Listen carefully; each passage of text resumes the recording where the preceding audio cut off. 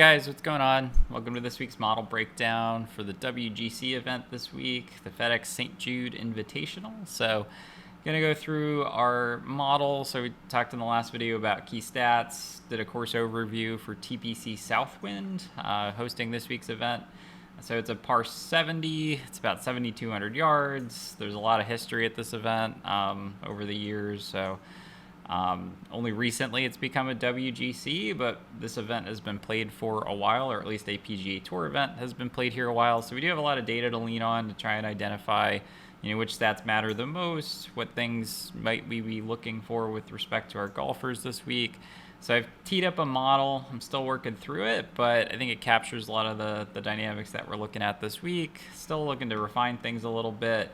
But we're going to go through that model, take a look at what this is telling us, talk a little bit too about just strategy and in terms of, folks coming back overseas, what might we want to think about with respect to our Olympians and what is coming later this week, or I guess really tomorrow. We'll do more of a Draftkings specific breakdown, talk about ownership, lineup construction strategy. It's a limited field, so how do we want to attack things? Some of the rules that I'm developing for my model. So that's coming tomorrow. But for today, I want to focus more on the guys we like, why we like them, things like that. So let's jump right into it. So what I've teed up, I have a model. I have a lot of stats that I brought into this, but I'm not weighting everything. But just to give you a sense of things that I'm looking at. So right now, this is kind of the weighting everything equal version of this, but I brought in birdie or better opportunities gained over the last 24 rounds. I brought in strokes gained around the green over the last 50 rounds on Bermuda. So we talked about this before. We got Bermuda greens this week. I do think putting on Bermuda is obviously important, but given the fact that a lot of folks seem to gain around the green, again, small greens, folks are going to miss them. Not something I want to put a ton of weight on, but something I wanted to look at was around the green, but specifically on Bermuda. So if it's a little bit faster, we definitely want to see who can, generally speaking, if you're within 30 yards of the hole or so, how are guys performing? If you think about green speeds, kind of conditions, putting tells you part of the scrambling story, around the green tells you the other. So thought we could look at maybe both and see if there's anything that pops there. Also, obviously, our tried and true strokes gained approach, strokes gained off the tee over the last 24 rounds. In particular, I wanted to break down strokes gained off the tee into fairways gained versus distance, and I'm putting more weight on fairways gained. Just it's a shorter track. You got to hit fairways. There's some water in play in at least a few holes. So if you do miss, you don't want to be so wild that you find yourself in the water. You're going to be in trouble. So I did want to look at that. I brought in our key proximity distances. So 150 to 175, 175 to 200. Those are the most common. Brought in basically efficiency on par fours from 450 to 500 yards, given 6-7 holes fall into that category. So I want to see how folks are doing there. I talked about strokes gained putting on Bermuda.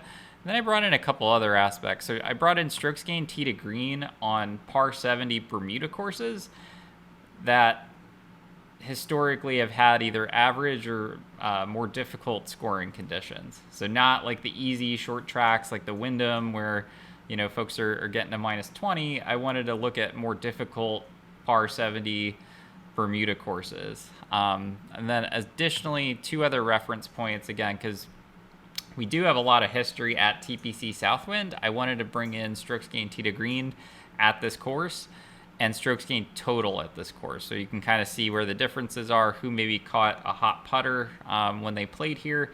I'm going to put weight on strokes gained tee to green at this course, but I did want to look at just in general who's played the best here over the years. So that's my model. When you see how that shakes out, it should be no surprise that Colin Morikawa is the number one play in the model. So Morikawa is one of the three betting favorites. So along with Spieth and Brooks, he's 12 to 1, and I believe he's the most expensive guy on Draftkings this week. There's one of two ways to think about Morikawa. So I think I was looking at some of the Olympic stats. So there are folks that did some calculations for us. strokes gained at the Olympics. Morikawa actually lost on approach, still finished in that huge tie in the playoff for the bronze medal, but did a lot of it through the putter. Now, the Olympic course is bent grass. Morikawa has typically putted much better on bent grass. You can see he's basically almost dead last in this field and putting on Bermuda. If he does gain on Bermuda and he does turn it around with the irons, he's probably going to win or be in contention. The other side of the coin is, he's been in some pretty, I think, tough competition the past couple weeks, right? So winning the Open Championship, then flying overseas to play the Olympics.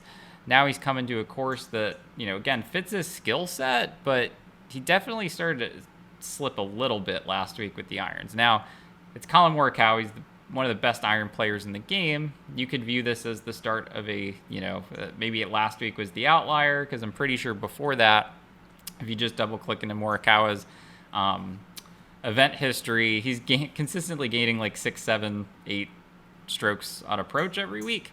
So last week would have been the outlier in that sense. Now, the other side of the coin is maybe it's catching up to him a little bit, and now he's coming to a course where he's not, the putter is definitely the club in the bag that's holding him back, and this is his worst putting split. So for me, Morikawa just really comes down to ownership. I'm not going to bet him at 12-1. I think that's a tall ask, but it would not shock me at all if he ended up winning this. For me, my initial lean is fade and pray. So as the most expensive golfer on the board, he basically has to top 5 this thing at least for you to be happy.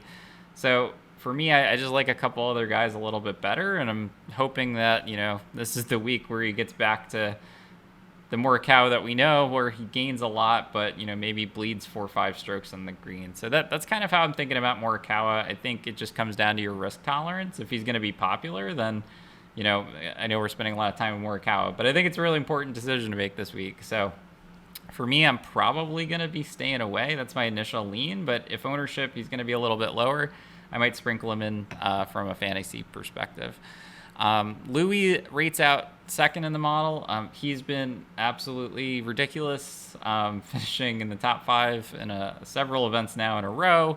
I'm definitely going to have some exposure to him. I believe he is 9,600 on Draftkings. I think he's maybe 20-1, on Draftkings for an outright. I'm not going to bet the number, but I guess 2 ways to think about this. He could be trending, and this is the week that he finally pops and breaks through. The other side of the coin is, he's been playing so well, regression is bound to come for him at some point. But it's a no-cut event. He's 10th in this field and making birdies. I'm going to definitely have some shares in fantasy, but probably not betting him. Then the next 2 guys to me are really interesting. So Daniel Berger has a ton of history on this course. I think he's won twice here. He's number 1 in this field in the key proximity distances over the last 24 rounds. If the putter cooperates, and again, he's one of the best Bermuda putters in this field, I think he could be very live. So I know it looks like initial lean from a lot of other people is to bet Berger this week. I totally get it. He's 20-1 on DraftKings. I think you can find a 22 or 25 elsewhere. So I do like that bet a lot. That may be, I think, how I'm setting up my betting card for the week. I'm going to be looking to grab a guy, in that let's say 15 to 25 range, and then maybe a couple guys in that 30 to 40 range. Berger's definitely on the short list for me to make the cut there. So I really do like him, and we'll have a ton of exposure in fantasy. He's 9,200. He's way too cheap. So we like Daniel Berger this week. Next up, Abraham Answer. So obviously he doesn't have any wins under his belt. He did look pretty good at the Olympics, even though he did not make his way into contention or anything like that. He's another guy that's just playing really well. I think that one maybe thing to think about when constructing lineups this week, I wouldn't build a ton of lineups where 4 or 5 of your golfers are coming overseas. I think if you're mass entering anything, think about maybe some rules to limit yourself to 1 or 2 guys coming overseas, because they're probably not all going to play well, but good luck figuring out which one isn't going to play well. Lean into the stats to figure out who's kind of the best fit and try and mix it up that way. That's probably going to be my strategy. But Answer's a guy who's been playing well for a while. these sorts of courses, I think, do set up for him really well. He does have some good experience here. So Answer is definitely going to be in my player pool. I believe he is 35-1 on DraftKings, and I think you can get a 40 out there. So Answer may be on my short list too. It may be a tall order to ask a guy to basically break through for his first career win at a WGC, but the other side of the coin is, these sorts of events, like, it's a limited field. Like, basically, if you're doing what you need to do from a ball striking perspective and making some putts, you can be right there. And it's not like he hasn't been in contention recently. So I do like Answer from that perspective. Xander, I'm not really sure what to do with, to be honest. So I think of all the guys coming back from the Olympics, like, he's got to be feeling really good. You don't want to bake too much of the, I don't know, where's his head at kind of factor coming into this, right? But it is interesting to me. I think he's one of the more expensive guys on DraftKings. He is currently 14-1. I could totally see him playing well, but for me, the thing that maybe is holding him back a little bit, certainly, strokes gained approach, all greens, right, for Xander Schauffele, but he hasn't necessarily played as well here from tee to green in the past, so that could just be an outlier. I think he actually lost strokes on approach last year here, so I don't know what to do with Xander, to be honest. He's 12th in this field in birdie or better. For me, I just kind of like some other guys a little bit more. So Jordan Spieth, Brooks Koepka fall into that camp for me. So they're guys that weren't in the Olympics, so they're rested. They're also in really good form, and they check a lot of boxes from a course history. And again, I'm not a course history guy, but it's nice to see kind of the stats back up historically good performances. They're just in really good form with their irons. They're better Bermuda putters than Xander. So for me, it's, you got to pick somebody, right? You got to pick a lane somewhere. I think Spieth and Brooks are probably going to be two of the most popular guys on the slate. So it may not be wise to try and jam them both in there, or maybe that's a really contrarian way of doing it. I don't know. I need to think about it a little bit more, but I do like them for obvious reasons.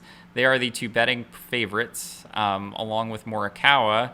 You're getting a price discount on them on DraftKings. So to me, like, that's kind of a no-brainer, but I think a lot of people are going to think that way as well. Hideki, I'm not sure what to do with him. To me, I'm leaning stay away. He is currently priced, let's see, he's 30-1. Didn't medal at the Olympics. Obviously in good form, but the putter is going to hold him back. So talk about guys that are dead last. He is truly dead last in Bermuda putting. It is his worst split by far. So for me, I think, just, again, maybe it's a way to get contrarian, play some Hideki, but I'm not there. I like some other guys better. Guys that I do like a lot, and again, some of this comes down to ownership. Some of this comes down to, where I'm really hoping these guys are going to be a little bit lower owned and sneaky. But I really like Shane Lowry this week. He has been playing really well, and he actually gained on approach last week at the Olympics. I think he might have led the field in approach last week at the Olympics. Again, like, it's a smaller field, doesn't really maybe mean as much, but this is almost the same type of event, right? So he's a guy that can definitely contend here. And according to Data Golf, he's actually, I think, 5th or 6th in this field in adjusted strokes gained approach. So adjusting for basically quality of the field, right? So this view does not adjust for strength of field, right? Data Golf does some things to try and adjust for that. So when you do that, so overall, Shane Lowry is 11th, but when you factor in, strength of field and the events that he's playing, he's actually in the top, I think, 5, maybe 6th or 7th, but either way, like, that's really good, right? And he's a guy that can definitely get up and down if he misses greens. It really just comes down to the putter, and, he's a guy that can get hot, and, if he does gain even, like, a stroke or two and does everything else right, like, that's a really good spot to be. And I'm pretty sure his number right now, I think he's 40-1, 45. So I really like that number. So Shane Lowry might be on the card for me this week. We shall see. And basically copy paste everything I just said about Lowry for Paul Casey. So he's been playing really well too. Again, like all these guys were in the mix last week for a medal, but ultimately Rory Sabatini and CT Pan ended up finishing with the silver and bronze. So Casey, despite playing really well, didn't break through. I do worry a little bit about a letdown there, but again, it's the putter that's going to hold him back. So guy that I'll probably be sprinkling in fantasy. Rory and JT are going to be probably the pivot plays, if I had to guess, in this 10K, upper 9K range. So they're both about 20 to 1 on the odds.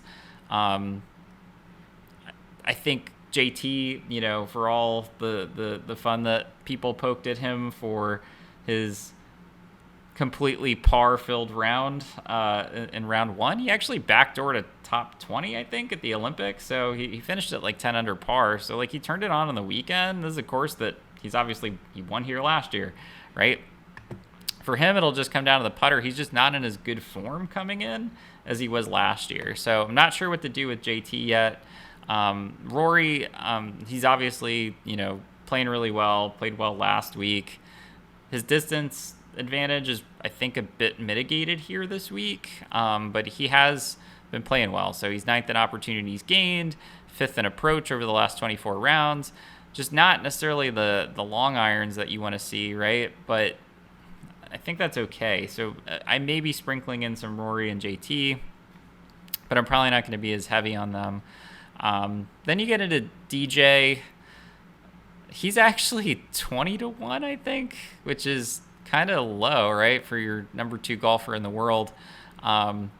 He has really good experience here too. He's won here before. I think he actually responsible for the hole out eagle in 2018 that won it for him a couple years ago. So obviously got some good vibes here. Probably will have some exposure to him. I may end up playing him over Rory or JT. You can't play all these guys, right? I mean, it's a smaller event, but you got to pick a lane somewhere. So I may end up going with DJ over either of these two, especially if ownership comes into play. I just like the fact that he's a bit more rested than these guys too. Scotty Scheffler, in limited experience, has played really well at WGCs. So gotta like that. He's obviously played well in majors as well. He's 3rd in birdie or better. Has been pretty good, surprisingly good, in my opinion, in terms of around the green.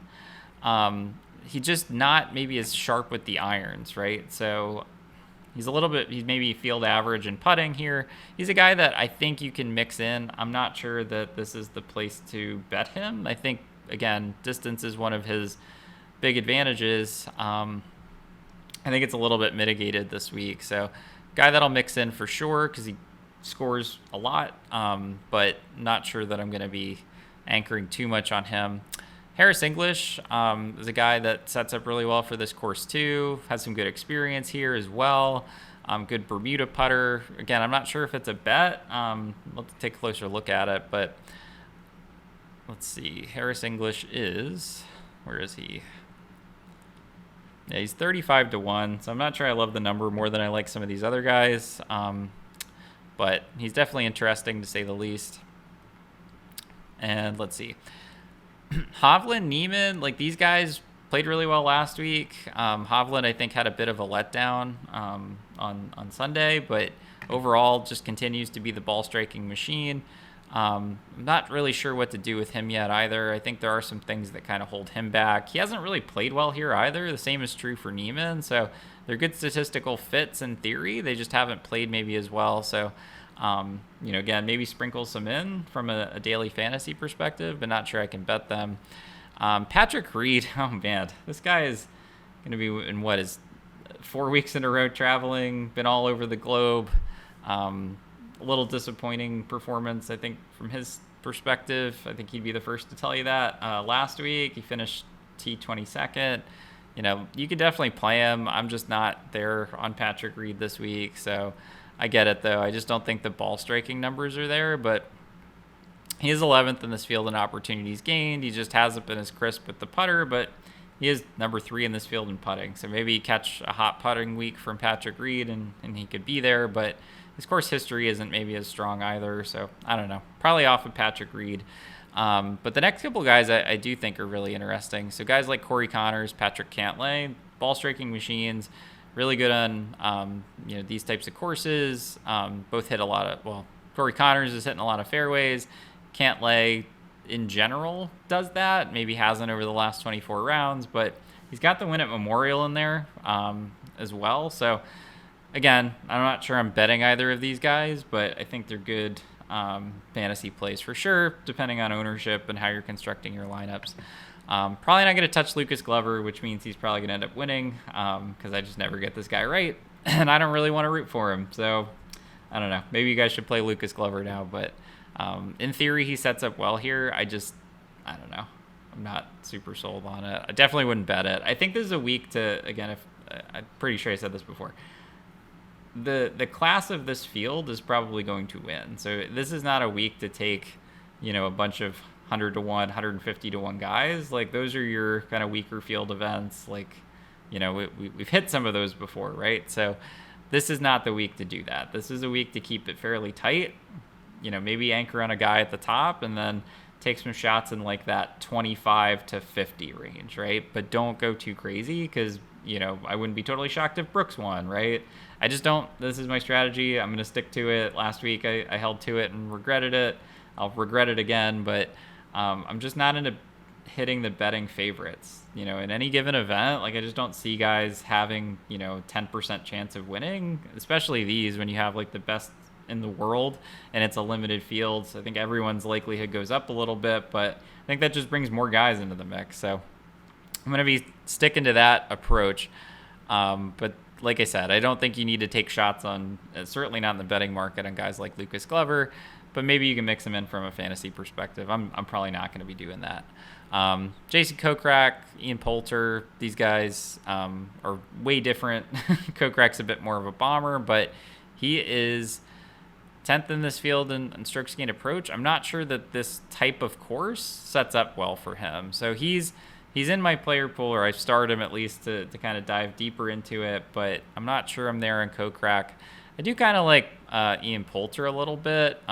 Again, like these are guys that someone is going to gain 10 strokes putting. Like it's just going to happen.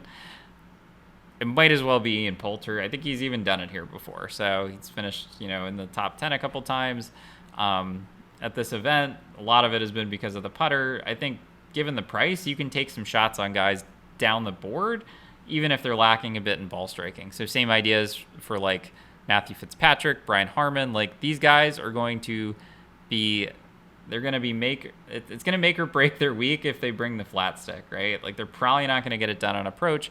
Again, I think it's another creative way to set up your model. Don't bet on all of these guys gaining 10 strokes putting. It's probably not going to happen. But try and set it up that if you get the rest of your plays right, you may catch the guy that gains 10 strokes putting, right? So probably wouldn't build a lineup with Poulter, Fitzy, and Brian Harmon in it. It's probably asking a lot, but maybe set it up so that, at most one of these guys makes your lineup, right? So just another way of thinking about it. Same idea with Billy Horschel, right? So guys that do play well on these par 70 Bermuda courses, again, like some guys just can do it. They can get up there, gain 8 strokes at the putter, keep it neutral and everything else, and they're back on their way into a top 10, which is great for a guy that's in the 7K range, right? So it's just impossible to predict which guy that is. So for me, like, let's take some shots, but not try and get too many of these guys in the same lineup. I do like Tommy Fleetwood a little bit. So he does play well at these types of courses. So he's 4th actually in this field. He has 34 measured rounds.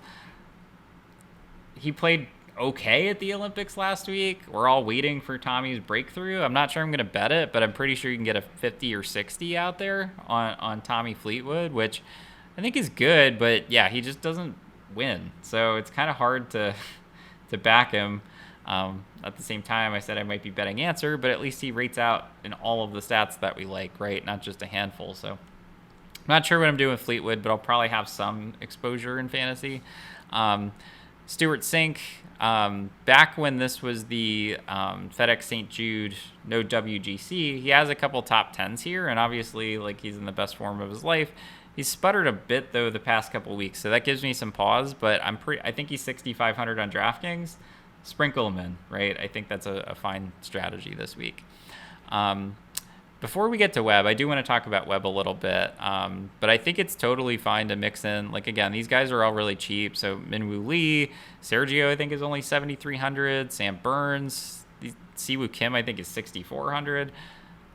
Kisner, Higo, KH Lee, Aaron Ryan, these guys are all 6K guys. They're not rating out the best, but I think you can get different and take some flyers there. I don't think you need to pick all of them or, try and jam 3 studs in your lineup and 3 6K guys. I don't think you need to do that.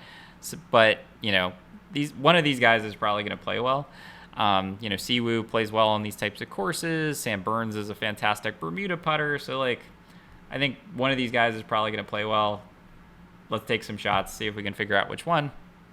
One guy I do want to talk about in particular is Webb. So he's obviously not rating out as strong in the model. So I think he's 31st when you kind of weight everything together. But a lot of his recent performance, so he was battling a neck injury for a little bit. What is not in here, what is not in any of these stats, is his performance at the Open Championship. He finished top 20. He basically had 3 really good rounds and 1 really bad round. So I think he's rounding into form. He's coming in well rested. He's number 1 in this field in these short par 70 Bermuda tracks, right? Over the years, this is kind of his thing. So I really like that.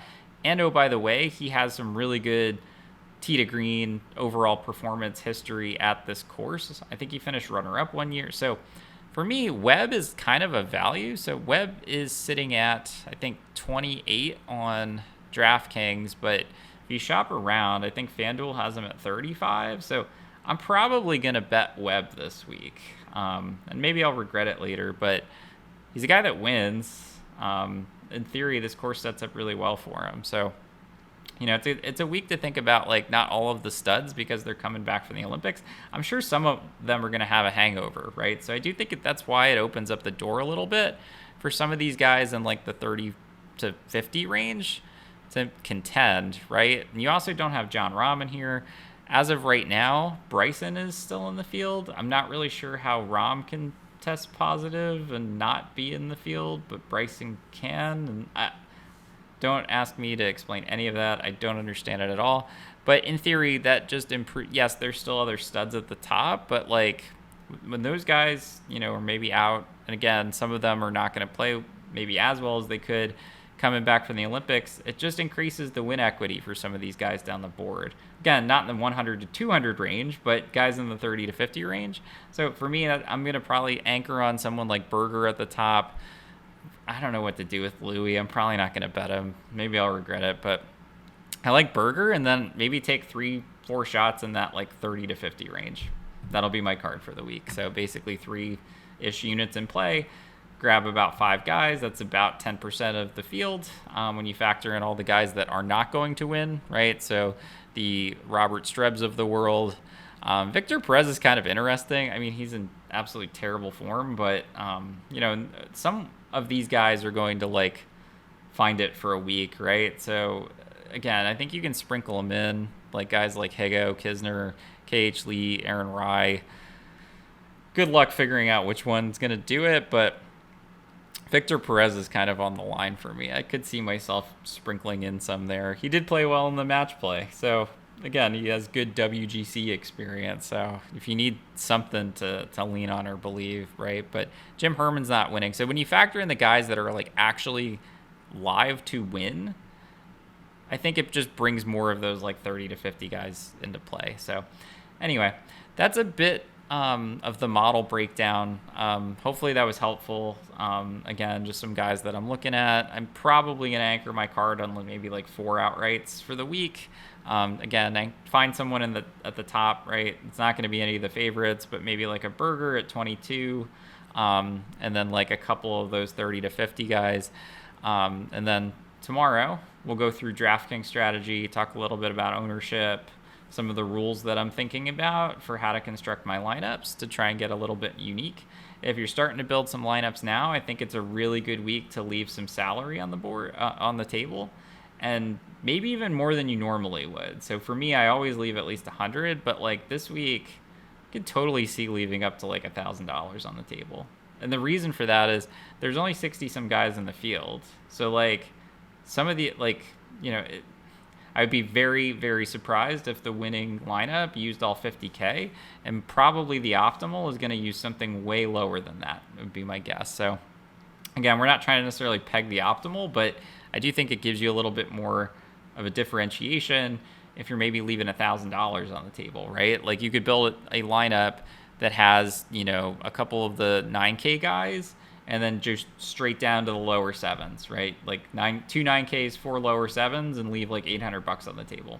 Totally viable strategy this week. So if you're giving it some thought ahead of time, that would be my initial kind of lean. But again, want to build some rules around who played in the Olympics, build some rules around, you know, my crappy putter rule actually I think worked really well last time. So we don't want too many crappy putters in the same lineup. So things like that. We're going to try and get cute and hopefully take down the small dollar tournament on DraftKings. So more to come on that. I'll show you guys some of that tomorrow. But in the interim, hopefully you found this helpful. I know we went a little deeper into some of the plays this week. So stay tuned for more of the strategery tomorrow. And as always, if you learned something, if you like the content, give the video a like, subscribe to my channel, give a shout out in the comments. Thanks again for tuning in, and we will talk soon.